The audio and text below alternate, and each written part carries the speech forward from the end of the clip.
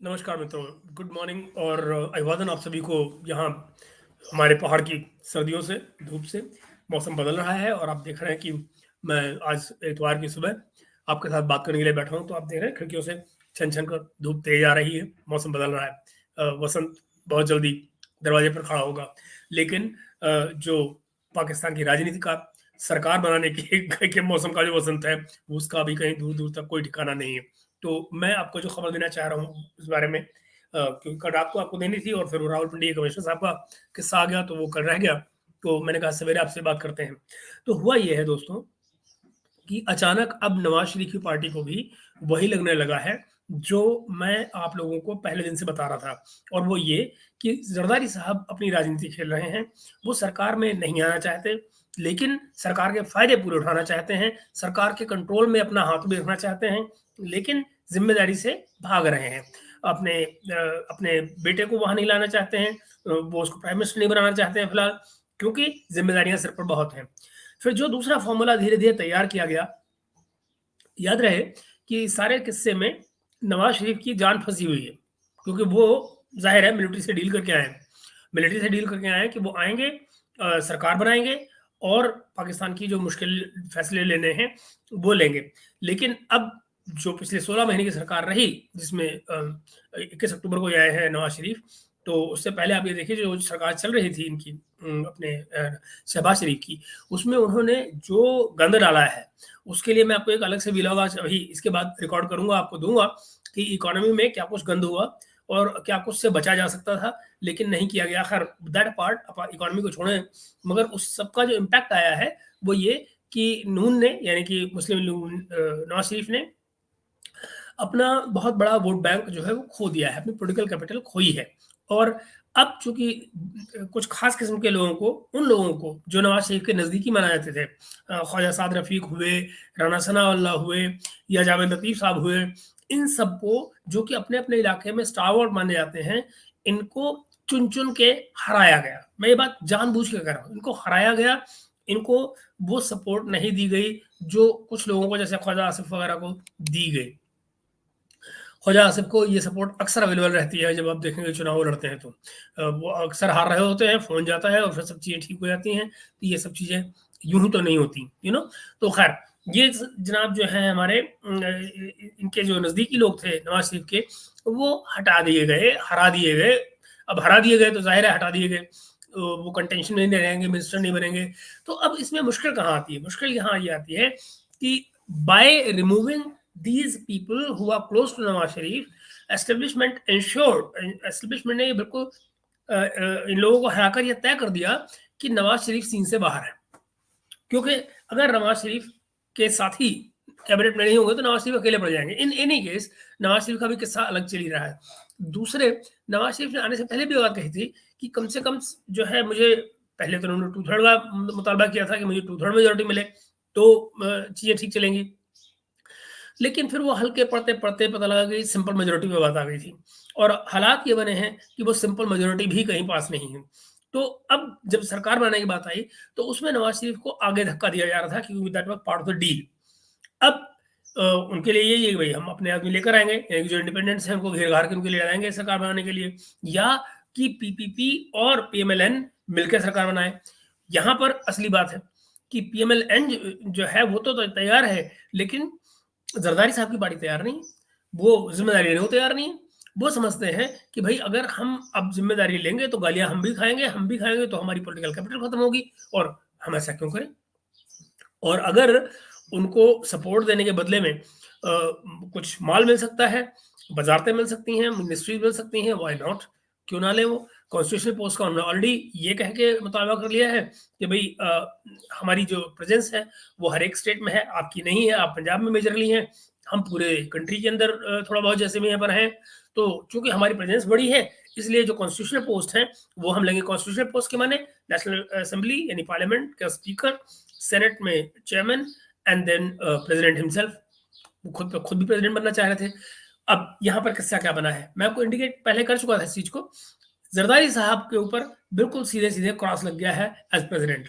क्यों? क्योंकि आरिफ अलवी को देख लिया गया है, ये जो अभी के प्रेसिडेंट है, आरिफ अलवी के चक्कर में ये देख लिया गया कि अगर कोई आदमी ऐसा आ जाए जो यू नो बायस माइंड रख ले, एस्टेब्लिशमेंट की बात ना सुने, प्राइम मिनिस्टर की बात सुने, तो बिल्स को लेट किया जा सकता है, बिल्स को रोका जा सकता है, महीने भर बिल को लटकाया जा सकता है, किस दिन तक, ऐसी चीजें लगातार होती रहीं। या कि कोई भी कानून मैंने उसके ऊपर एक वो अपनी महंगी मार दे कि लो भैया इसको अब जरा रिविजिट करिए, तो पता लगा 15 दिन के लिए आप फिर गए काम से। तो ये सिलसिले उन्होंने आरिफ अलवी के टाइम पर देख लिए हैं, और इस अनुभव से जो उन्होंने सीखा वो ये कि भाई जो जो प्रेसिडेंट है वो अपना बनाया जाना चाहिए, ऐसा आदमी होना चाहिए जिसके ना करने की कोई गुंजाइश ही ना हो, जो कहा जाए वहां गुग्गी मार दे, साइन कर दे, जान छुड़ाए। तो जरदारी साहब इस तरह के आदमी हो सकते हैं या नहीं, जाहिर है एस्टेब्लिशमेंट जानती है कि वो हार्ड नेगोशिएटर रहे हैं, तो वो उस खेल में पड़ना ही नहीं चाहते। उनका नहीं, हम आदमी को अपना लेकर आएंगे जो प्रेसिडेंट बनेगा, आप नहीं बन सकते, ये नहीं बनेंगे। तो वो बात खत्म हो जाती है। तो फिर क्या बचा? फिर बचा national assembly speaker, senate chairman, that is it. दो ही पोस्ट बची। इवन बलूचिस्तान में गवर्नमेंट बनाने वाली बात, तो उसके लिए कोई मनाही इस तरह से नहीं हो रही है। लेकिन जो बात मानी जा रही है वो ये कि असली मुसीबत जो है वो सेंटर में है गवर्नमेंट बनने की। प्रोविंशियल गवर्नमेंट्स को बनाने में कोई ऐसी लंबी चौड़ी मुश्किल नहीं है। तो अब बात क्या बन रही है? बात ये बन रही है कि जनाब फिर से नेगोशिएशन करो। अब जब नेगोशिएशन शुरू हुई तो दो बातें आई सामने। एक तो पुराना फॉर्मूला निकलकर सामने आ रहा है।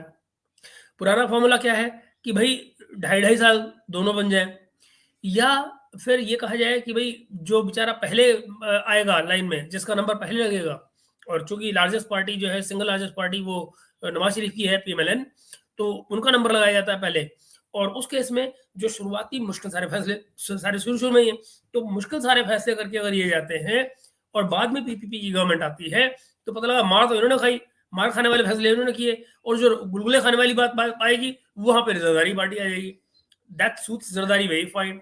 बट प्रॉब्लम क्या है कि now that they are thinking on these lines, Nawaz Sharif को भी मुश्किल होने लग गई कि भाई हम क्यों।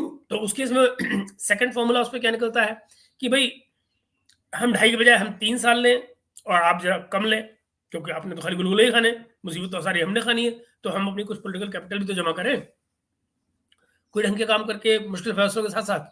तो दूसरा फॉर्मूला तैयार होता है यहाँ पे। और तीसरा ये कि फिर एक्चुअली तीसरा कोई बचता ही नहीं। तीसरा बचता ये है कि भाई कोई ना सरकार बनाए, और यहाँ मुसीबत खड़ी हो जाती है। जब ये कहा जाए कि कोई ना सरकार बनाए, यानी कि आपको नहीं सूट करता आप मत बनाइए, हमको नहीं सूट कर रहा हम नहीं बना रहे, तो फिर कोई तो सरकार बनाएगा ना। तो सरकार कहाँ से आएगी? फौज तो सरकार में आने से रही। तो ये डायलेमा खड़ा हो गया है। तो अब जो बात सामने आ रही है वो ये कि इन ऑल प्रोबेबिलिटी जो आने वाले हफ्ते 10 दिन हैं, उनमें डांट मारी जाएगी दोनों पार्टियों को कि भैया साथ बैठो, और इनको एग्जैक्टली बजाय कि ये नेगोशिएट करें, इनको बता दिया जाएगा कि चलो भाई तुम इनको ये दो, तुम इनको ये दो, और आके बैठ जाओ। और उम्मीद ये की जानी चाहिए कि दोनों मान जाएंगे इस बात को। अब मान लीजिए कि दोनों ही पार्टियां क्रांतिकारी हो जाती हैं कि नहीं हम नहीं मानते, फौज की बात भी नहीं मानते, तो फिर मुश्किल है। तो फिर मामला बहुत मुश्किल है, बहुत गंभीर वाला मुश्किल है। यानी कि जो फिर ये दो ही बातें हो सकती है ना, कि या तो फौज आए ऊपर, और कॉन्स्टिट्यूशन का तो तिया पाचा हो ही गया है। जिस तरह से सरकारें चल रही हैं प्रोविंशियल, भाई 3 महीने से ज़्यादा नहीं चलनी चाहिए, इनको धीरे-धीरे साल होने जा रहा है। तो ये सब चल रही हैं। तो जहाँ ये इतना खिंच ही गया है, कॉन्स्टिट्यूशन का तिया पाचा हो ही गया है, तो क्यों ना तो थोड़ा-सा तिया पाचा और हो जाए। यानी ये भी एक पॉसिबिलिटी है उस केस में कि ये जो जो जो केयरटेकर सेटअप चल रहा है, 6 महीने और बढ़ा दिया जाए। और 6 महीने बढ़ा के ये कर दिया जाए कि भाई चूंकि इलेक्शन में धांधली की बात की जा रही है, तो तब तक चाहे कोई कमीशन बन जाए, चाहे जो भी इलेक्शन कमीशन ने करना है वो करे, और अगले आने वाले 4-5-6 महीने के अंदर अंदर में इस सारी बात को निपटाए कि भाई इलेक्शन में धांधली हुई या नहीं हुई, ये क्या है क्या नहीं है। और अदरवाइज जो नेक्स्ट बड़ा ऑप्शन है वो ये कि नेशनल असेंबली का यानी पार्लियामेंट्री इलेक्शन जो है नेशनल असेंबली के लिए, उनको दोबारा से कराया जाए। अब एक और यहाँ सवाल खड़ा होता है कि क्या कंट्री में फाइनेंशियल कैपेसिटी है इतनी कि पूरे का पूरा नया इलेक्शन का खर्चा जो है सिर पर डाल दिया जाए। जो नई खबरें आई हैं, जो मैं जिन पे डिटेल ब्यूरो में आपको अलग से बताऊंगा करके, और वो ये कि पिछले 1 साल में सरकार ने लगभग 2 बिलियन रुपए, 2 बिलियन डॉलर $2 बिलियन बाजार से खरीदे हैं। पाकिस्तान गवर्नमेंट ने, पाकिस्तान गवर्नमेंट का मतलब SBP, state bank of Pakistan, state bank of Pakistan ने पिछले 1 साल में $2 बिलियन बाजार से खरीदे हैं। यानी कि इस समय जो बाजार में डॉलर नहीं मिल रहा है, उसका कारण ये है क्योंकि उसने वो पैसा जो है एसबीपी ने बाजार से उठा लिया है। क्यों उठाया है? ताकि जो इनका फॉरेन एक्सचेंज रिजर्व्स है, उस पे इम्पैक्ट ना आए। क्योंकि अगर ये जो इनको पेमेंट्स करनी थी इस बीच में, इंटरमीडिएटली पेमेंट जो करनी होती हैं, वो जो पेमेंट्स की गई हैं, अगर ये 2 ना उठाए जाते तो इस समय वो पहुंचा हुआ था 6 बिलियन पे। Again that would reflect badly. वो नहीं गवर्नमेंट या स्टेट बैंक ऑफ पाकिस्तान चाहता था, गवर्नमेंट नहीं चाहती थी, और नतीजन ये कि वो उठाया गया पैसा।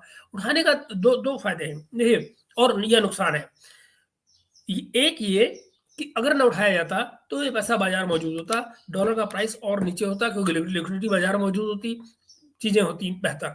लेकिन इस समय पर जो लगभग 279 पे है इस समय डॉलर पाकिस्तान का, मतलब sorry American dollar, $1 against 279 Pakistani rupees. तो ये रेट अभी चल रहा है। पॉसिबल है कि अगर अवेलेबिलिटी होती तो इंपोर्ट ज्यादा होता, क्योंकि लोग डॉलर ले पाते बाजार से, इंपोर्ट बेहतर होता, इंडस्ट्री में कुछ में लगता या कारोबार में लगता, या बिजनेस का माहौल बनता। और इस केस में जो जो जाहिर है, मतलब फिर डॉलर का रेट भी नीचे आता, क्योंकि अवेलेबिलिटी बाजार में ज्यादा होती डॉलर की। तो ये सब खेल भी चलते रहे बीच में। जाहिर है, मैं जैसे मैंने कहा, अगले व्लॉग में इस पर डिटेल में बात करेंगे। पर ये किस्से कहानी सारे के सारे सरकार के बनाने के रास्ते में रोड़े आ रहे हैं। इनको अब इस समय डर लग रहा है कि how to manage the whole thing. तो इकोनॉमी पे ऑलरेडी एक प्रेशर है, उस पर अगर इलेक्शन दोबारा कराना पड़ता है तो जाहिर है कि एक नया खर्चा सिर पर खड़ा हो जाएगा।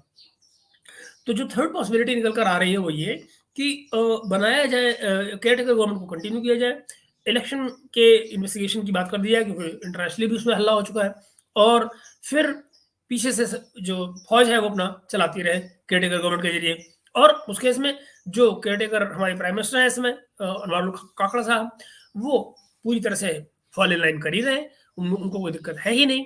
तो ये है जो सिनेरियो नया डेवलप हो रहा है, क्योंकि करंट सिनेरियो में मुझे नहीं लगता है कि फौज डायरेक्टली खुद इंटरवीन करके और आना चाहेगी। मगर जो चीज़ यहाँ धमकी काम करेगी वो ये कि अगर केयरटेकर गवर्नमेंट को एक्सटेंड करना पड़ता है, देन एस्टेब्लिशमेंट को किसी एग्रीमेंट को कोई खतर खा लाने की जरूरत नहीं है। फिर वो सीधे सीधे इन तमाम पॉलिटिकल पार्टीज पर, चाहे वो इमरान खान की हो, चाहे वो जरदारी पार्टी हो, चाहे वो नवाज शरीफ की पार्टी हो, फिर इनके ऊपर वो कस के क्रैकडाउन कर सकते हैं। क्रैकडाउन क्या होगा?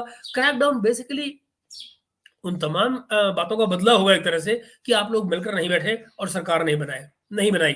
तो ये बहुत पॉसिबिलिटी ये भी है कि इस डर के मारे कि हमारे ऊपर क्रैकडाउन ना हो जाए, ये दोनों अपने अपनी शर्तों पे रिलैक्सेशन करें एक दूसरे के लिए और अकोमोडेट करके एक गवर्नमेंट बनाएं।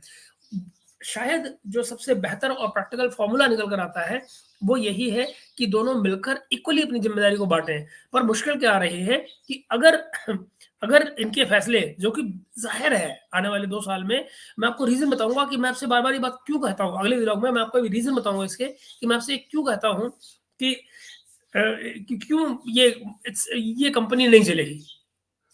भाई देखिए, डेली का इनकी जो रिकवरी है, जो जो एफबीआर रिकवरी करता है, मैं आपको एक सेंटेंस में बताता हूँ कि मैं क्यों कहता हूँ ये कंपनी नहीं चलेगी। जो टैक्सेशन डिपार्टमेंट है, जो टैक्स कलेक्ट करता है, वो डेली के हिसाब से लगभग 33 अरब रुपए का डेली का है उनका, ठीक है ना। अगर 33 अरब रुपए आपका कलेक्शन है और 48 आपके ऊपर कर्जा है डेली का, तो आप बताइए ये काम कैसे करेगा? ये काम कर नहीं सकता ना। आप यूं लगाइए इस बात को कि आपकी कमाई है 20 रुपए और आपकी देनदारी है 35 रुपए, तो ये कंपनी नहीं चलेगी ना। उसने बैठना ही बैठना है, it's only matter of time, you know. और आप उसमें कितनी भी एक्सटर्नल सपोर्ट लेंगे, वो एक्सटर्नल सपोर्ट कभी बिना शर्त के तो आती नहीं। यानी कि आप फाइनेंस लेंगे, इंटरेस्ट देंगे, कितने टाइम के लिए लेंगे, उसकी रिकवरी, फिर उसकी रीपेमेंट, और तो ये तमाम किस्से उसके साथ लगते हैं। मैं अगले वीडियो में आपको उसकी डिटेल दूंगा, इकोनॉमी पर ही उसको मुझे करना है। मैं अभी सवेरे कुछ नोट्स नहीं ले पाया हूँ, तो एक बार ले लूँ ताकि मैं इफ आपको इकट्ठे सारे के सारे फैक्ट्स पकड़ा दूँ। तो ये चल रहा है मित्रों सरकार बनाने के मसले पर। तो नज़र ये आ रहा है कि अगर और ये फैसले जो हैं अगले हफ्ते 10 दिन के अंदर हो जाएँगे। याद रहे 29 तारीख, इस महीने की 29 तारीख याद रखिए। इस महीने की 29 तारीख को पार्लियामेंट को असेंबल होना है। अगर तब तक सरकार बनाने को लेकर कोई फैसला नहीं होता है, तो आप ये मान लीजिए 29 तारीख के बाद में कोई भी एक बड़ा फैसला हो सकता है कि क्या केयरटेकर गवर्नमेंट जा रही है, यानी कि केयरटेकर गवर्नमेंट ही कंटिन्यू करेगी आने वाले महीनों में, या कोई नया बम फटेगा या फौज ऊपर आ रही है। फॉर ऑल प्रैक्टिकल पर्पसेस मैं जितना दुनिया को देखते समझ पा रहा हूँ और जितना मैं पाकिस्तान की पॉलिटिक्स को देखता हूँ, मुझे नहीं लगता कि करंट सिनेरियो में फौज एक नया पंगा अपने सर पे लेना चाहेगी। उनको मगर इतना जरूर तय है कि वो जो भी सरकार बनेगी उसमें जो फाइनेंस मिनिस्टर होगा वो फौज का नॉमिनी होगा। ये मैं आपको कर सकता हूँ। क्यों? क्योंकि इकोनॉमी में इस समय फौज का अपना पर्सनल इंटरेस्ट है। इसी की वजह से उन्होंने एसआईएफसी बनाई है, जिसके बारे में आपको पहले दिन से बताता रहा हूँ। उसमें बाकायदा फौज का पूरा लंबा चौड़ा स्टेक है। और मैंने आपको बताया है कि आसिम मुनीर जब भी बाहर गए इस बीच में, तो इन्वेस्टर्स से वो यही कहते रहे कि तमाम पैसा जो इन्वेस्ट करने के लिए भेजा जाए वो एसआईएफसी के थ्रू भेजा जाए। माइनस की आप खुद निकाल सकते हैं। तो ये सिलसिले चल रहे हैं। तो फाइनेंस मिनिस्टर वो अपना इसलिए लगाएंगे क्योंकि वो नहीं चाहेंगे अगर नवाज शरीफ का बस चले तो वो इसहाक डार को लगाएंगे। इसहाक डार आप प्रोपेगेंडा कहिए, मैं नहीं समझता। मैं पर्सनली उसको प्रोपेगेंडा नहीं मानता। मगर जो नून के लोग हैं, जो नवाज शरीफ पार्टी के लोग हैं, उसको प्रोपेगेंडा कहते हैं कि भाई उनके खिलाफ बड़ा प्रोपेगेंडा किया गया है। प्रोपेगेंडा नहीं, उन्होंने गलतियां भी की हैं। उन्होंने जो नई रियलिटीज हैं इकोनॉमी की, मॉडर्न इकोनॉमी की, वो नहीं समझी। ना ही पाकिस्तान की जो पॉलिटिकल स्टेज है करंट, उसको समझा है। और उल-जुल बातें बोली हैं। कहीं वो कह रहे हैं कि आईएमएफ जो है वो न्यूक रखवाना चाहता है, कहीं कुछ मतलब इस तरह की बातें बोली हैं। तो और बाद में उसमें माफ़ी माँग लो या गोल-गोल जवाब दो, वो 20 तरह की बातें। इशहाक द और उनकी फिगर फजिंग बार-बार पकड़ी गई है। तो ये सब बैकग्राउंड में नवाज शरीफ कितना भी चाहे, दरअसल ना तो आईएमएफ अप्रूव करेगा इसहाक डार से बात करना, वो खुद नहीं चाहेंगे करना, और पहले भी ये हो चुका है। और दूसरी तरफ ये कि खुद फौज भी नहीं चाहती कि ऐसा एक माहौल खड़ा हो जहाँ पर आपका आईएमएफ के साथ एक नया तनाज़ा खड़ा हो जाए। तो ज़ाहिर है वो कोई कोई आदमी बाहर का लेकर आएँगे, जैसे पीछे हाफ़िज़ शेख आए हुए थे, या कोई बैंकर लेकर आएँगे, इस तरह की चीज़ें वो करते रहते हैं। तो वो फ़ायदे में होगा या नहीं होगा? That's a question of time. मगर मैं आपको ये ज़रूर कह सकता हूँ, इशहाक डार के बनने की कोई उम्मीद दूर-दूर तक कम से कम मुझे नज़र नहीं आती है। क्योंकि जो शहबाज शरीफ लाख चाहे, नवाज शरीफ लाख चाहे, लेकिन जिस प्रपोजल पे एस्टेब्लिशमेंट अटक जाएगी, वहाँ 20 तरह की बातें खड़ी हो जाएंगी। तो सरकार अगर बस सरकार बनती है, और आई बिलीव कि एट द एंड ये होगा किसी न किसी फॉर्म में कि एस्टेब्लिशमेंट इनको लात मार के दोनों को एक साथ लाएगी और इनको राइटिंग में दे देगी कि भैया देखो तुमने इनको ये देना है, तुमने इनको ये देना है, चलो बैठो हाँ करो। और वो हाँ हो जानी चाहिए for all practical purposes, because मार कोई नहीं खाना चाहेगा। इस उम्र में इनमें से कोई मार खाने वाला नहीं है। तो और ना ही कोई एक क्रैकडाउन झेलेगा फौज का। तो देखना ये होगा कि ये चीज़ें कैसे चलती हैं। और जैसा कि मैंने कहा, इस समय जो लास्ट ऑप्शन एस्टेब्लिशमेंट बचता है, वो है कि जो करंट सिनेरियो है, जो करंट सेटअप है केयरटेकर गवर्नमेंट का, इसको एक्सटेंड कर दिया जाए, आगे ले जाया जाए। और फिर देखा जाएगा चीज़ें कैसे चलती हैं, और इस बीच में इन्वेस्टिगेशन वगैरह करा के और चीज़ों को सेटअप कर लिया जाए। ये है माहौल इस समय इलेक्शन का। और नई सरकार बनाने के नई सरकार कैसे बन सकती है, इसको लेकर। और यही मुझे देना था आपको इस अपडेट में। अभी के लिए इतना ही दोस्तों। सब्सक्राइब कीजिएगा चैनल को, और सिर्फ मुझे लाइक करने से काम नहीं चलेगा, वीडियो भी लाइक करिए और वीडियो लाइक करके और शेयर भी कीजिएगा। और हम लोग मिलते हैं अगले वीडियो में, जहां मैं आपसे बात करूंगा इकोनॉमी की और इकोनॉमिक चैलेंजेस की, जो आने वाले दिनों में आ रहे हैं। आपको उसमें हम ये भी बताएंगे कि पिछली जो शहबाज शरीफ की जो सरकार थी, उसमें ये जो 16 महीने वाली, या इसके बाद जो केयरटेकर गवर्नमेंट आई है, इन्होंने क्या क्या गुल खिलाए हैं, और उसके रिपोर्केशन किस तरह से आने वाली सरकार को झेलने पड़ेंगे। बात करते हैं अगले व्लॉग में। तब तक के लिए अलविदा, और मिलते हैं जल्दी ही। Bye bye for now. Have a